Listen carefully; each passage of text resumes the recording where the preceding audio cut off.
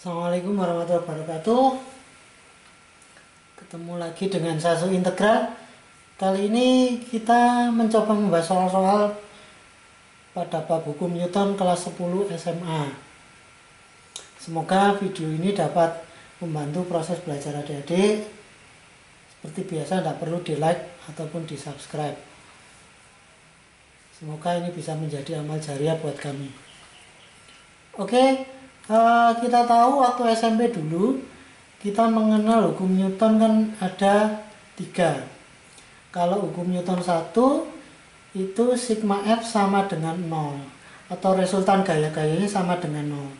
Kenapa? Karena gerakannya GLB. GLB itu kecepatannya tetap atau bendanya diam gitu ya. Intinya dia tidak punya percepatan. Kalau hukum Newton 2 sigma F sama dengan M kali A. Ini gerakannya GLBB, jadi mengalami perubahan kecepatan. Kalau hukum Newton 3, aksi reaksi. Jadi menganalisa ada gaya apa aja pada sistem itu atau pada benda itu. Secara garis besar nanti model keadaan bendanya itu ada 3. Yang pertama misalkan ada kayak seperti ini, benda kalau punya massa berarti ke bawah ada gaya berat. Kalau digantung pada tali berarti nama gayanya tegangan tali, arahnya ke atas ya. Kalau gaya berat mesti ke bawah. Yang kedua kalau bidang datar ini, tadi punya massa berarti ke bawah ada gaya berat. Yang mereaksi ke atas namanya gaya normal. Kalau bidang miring, yang tegak lurus bidang ini namanya gaya normal ya. Kalau gaya berat itu selalu mengarah ke pusat massa bumi. Maka kalau diproyeksikan untuk yang arah ke bawah ini W cos alpha, kalau yang miring ke sini sin alpha. Itu ya, yang perlu diingat itu nanti uraian gaya-gayanya. Oke, masuk soal yang pertama. Seperti ini. Seorang anak berada dalam lift yang sedang bergerak ke atas dengan percepatan 5 meter per sekon kuadrat. Pada saat itu berat anak tersebut menjadi berapa kali semula. Itu ya. Saya analisa misalkan dia masih belum bergerak. Jadi ketika belum bergerak berarti hukum Newton 1, sigma F sama dengan 0. Gayanya di sini ada T sama W karena berlawanan berarti dikurangi. Nah, kalau sama dengan 0 kita buat T min W atau W min T sama saja karena sama dengan 0. Misal ini saya buat T min W. Berarti nanti T-nya sama dengan W sama dengan M kali G. G-nya kan 10. Berarti hasilnya 10 M ini. Untuk kasus yang kedua, dia bergerak ke atas. Karena bergerak berarti hukum Newton 2. Sigma F sama dengan M kali A. Ya. Sigma F-nya, gayanya kan ada T sama W. Karena berlawanan pasti dikurangi ya. Cuman karena dia bergerak ke atas, nah yang searah ke atas kan T, makanya ini yang positif. Oh, berarti sigma F-nya T1 min W sama dengan M kali A. Kita masukkan T1 min W kan M kali G. G-nya 10 sama dengan M kali A, A-nya 5. Nah, maka akan ketemu T-nya menjadi 15M. Oh, dari 10M jadi 15M. Berarti jawabannya yang B, menjadi 1,5 kali semula. Itu ya adik-adik ya. Oke, soal berikutnya seperti ini. Ada gaya 10 Newton, bentuk sudut 60 derajat. Ini benda masanya 5 kg. Pertanyaan pertama, penguraian gaya yang bekerja pada benda. B, percepatan gerak benda, dan C, besar gaya normal. Oke, untuk uraian gayanya, F ini karena miring bentuk sudut, berarti dia punya 2 komponen, komponen sumbu X dan komponen sumbu Y. Nah, untuk sumbu X-nya, kalau dia diproyeksikan nyepet sudutnya 60 ini ya, kalau diproyeksikan gini, nyepet sudut, maka pakai cos, berarti F cos 60. Kalau yang sumbu Y kan di sini, karena dia di belakang sudut, maka pakai sin, jadi F sin 60 ya. Oke, karena benda ini punya massa, berarti ke bawah ada gaya berat, beratnya 50 Newton ya. Karena ini bersinggungan, ke atas ada gaya normal. Ada gaya normal. Ya. Nah, ini uraian gaya-gayanya. Untuk yang B ditanyakan percepatan. Nah, untuk benda ini ketika didorong ke atas seperti ini, maka benda ini akan bergerak mendatar ke sumbu X. Nggak mungkin lompat-lompat di sumbu Y gini. Makanya di sumbu X-nya karena bergerak, sigma Fx sama dengan M kali A. Nah, pada sumbu X kan gayanya ini, F cos alpha ini. Di F cos 60 sama dengan M kali A. Kita masukkan F-nya 10, cos 60 setengah, ini. Maka A-nya kalau kita hitung akan 1 meter per sekon kuadrat. Oke ya, gampang ya. Pertanyaan C, nyari gaya normal. Nah, ini ingat, sumbu benda ini nggak mungkin lompat-lompat ke atas bawah gini. Makanya untuk sumbu Y dia hukum Newton 1, sigma Fy sama dengan 0. Pada sumbu Y itu ada gaya N, ada gaya F sin. Yang ke atas saya anggap positif, berarti ini dijumlah ya. Terus yang ke bawah ini W, berarti melawan negatif. Nah, kalau kita masukkan gayanya seperti ini. Kita buang ke kanan, berarti N sama dengan ini ya. Masukkan nilainya. Nah, maka normalnya akan ketemu nih 35,55 Newton ya. Oke. Soal berikutnya seperti ini. Ada dua benda, benda 1 4 kg, benda 2 6 kg. Pada katrol licin seperti ini. Kalau licin dek, berarti katrolnya tidak ikut berputar. Artinya nilai T1 dengan T2 akan sama. Nanti kelas 11 katrolnya ikut berputar, jadi T1 dengan T2 nilainya berbeda. Itu ya. Oke.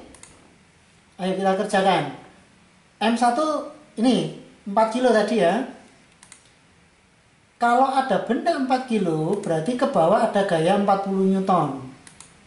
Karena ini ada talinya, berarti yang ke atas ini ada gaya tegangan tali.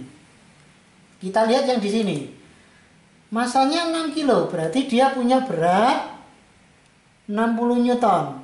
Sini ada tali, berarti di sini ada gaya tegangan tali. Oke ya.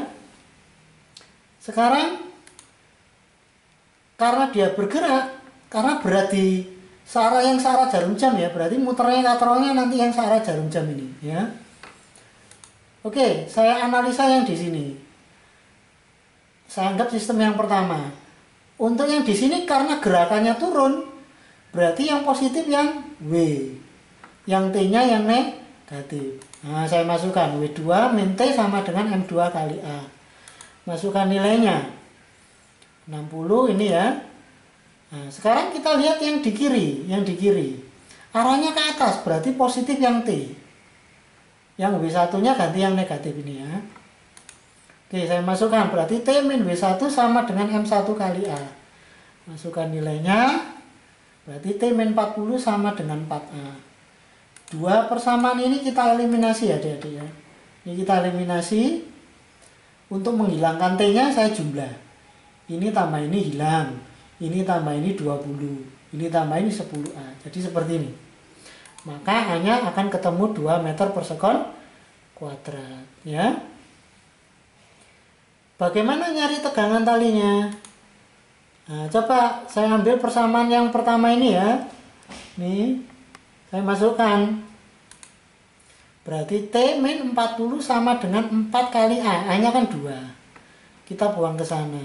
Berarti T-nya sama dengan 48 Newton. Nah, nanti nilai T dengan di sini sama. Oke ya. Jadi tegangan talinya sama dengan 48 Newton. Coba kita pakai main logika untuk mengerjakan soal tadi. D, misalkan saya punya benda 5 kg. Supaya menghasilkan percepatan 2 meter per sekon kuadrat, itu butuh gaya 10 Newton. Ya. Kalau bingung lagi, misalkan saya punya benda 5 kg. Supaya menghasilkan percepatan 4 meter per sekon kuadrat, berarti dia butuh gaya 20 Newton. Paham ya? Nah, jadi ini dikalikan ya sama dengan ini. Kalau gayanya 30 Newton, kok bendanya ini 6 kilo, berarti percepatan yang dihasilkan betul 5. Kok gayanya 40 Newton? Nah, ini percepatannya kok 10. Otomatis masanya betul 4. Ini ya. Konsep ini kita pakai untuk menyelesaikan soal tadi. Nah, tadi ketemunya kan ini ya. Kita lihat sekarang. Ini tadi beratnya 60 Newton. Yang di sini 40 Newton. Logikanya benda ini ditarik ke sini 60 Newton. Ditarik ke sini 40 Newton. Kan berlawanan ya. Berarti berapa gaya yang bekerja? Betul, 20. Karena ditarik searah jarum jam 60, ditarik berlawanan jarum jam 40. Berarti gaya bekerja 20. Masanya berapa? 6 sama 4, berarti masanya 10 kilo. Berapa percepatan yang dihasilkan? 2 berarti. Oke ya. Ini ya, sama percepatannya 2. Gimana cara nyari tegangan talinya? Kita lihat massa ini. Di sini berapa masanya? 6 kan? Percepatannya tadi berapa? 2. Ingat, percepatan di sini dengan di sini sama loh ya. Karena gerakannya kan sama ini. Nah, 2. Berarti berapa gaya di sini seharusnya? Betul, gayanya seharusnya 12. Ini di sini tuh gayanya harusnya 12. Kok di sini dia ditarik 60? Berarti ada selisih berapa? Antara 60 dengan 12. Betul, selisihnya 48. Berarti nilai tegangan talinya 48 Newton. Itu ya. Sebenarnya nilai matematisnya bisa gini, Dik. Contoh ya, misalkan saya nyari yang dari yang ini. Yang benda 4 kilo. Kalau masanya 4 kilo, percepatannya 2, berarti kan gayanya 8. Gayanya 8.